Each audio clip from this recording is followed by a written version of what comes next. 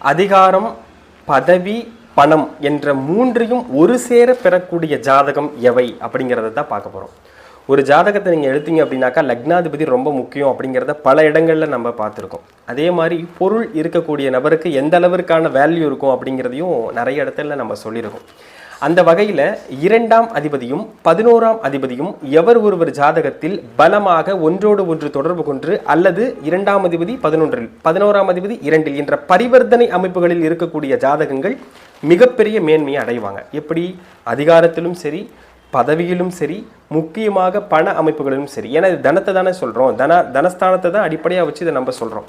செப்பிய தனத்திலாவன் தனியராய் எவர்கேள் பொன்னோன் ஒப்பில்லா லாபமானோர் உதயாதி தனக்கேளாகி கப்பிய ரவிபூமன் காரியும் அரவ நோக்க எப்பவும் குறைவில்லாத இமைகிரி போல வாழ்வான் அப்படின்னு சொல்லுவாங்க. அந்த மாதிரி பணம் படைத்தவனுக்குத்தான் இந்த உலகம் என்ற அடிப்படையில் 2ஆம் அதிபதியும் 11ஆம் அதிபதியும் எவர் ஒரு ஜாதகத்தில் தொடர்பு கொண்டிருக்கிறதோ, ஒன்றோடு ஒன்று பலமாக நிற்கிறதோ, அந்த ஜாதகர் உறுதிப்பட மிகப்பெரிய அதிகாரம், பதவி, பணம் போன்ற அமைப்புகளில் உச்சபட்ச நிலைமையை நிச்சயமாக அடைவார் அப்படிங்கிறதுல மாற்றமில்லை.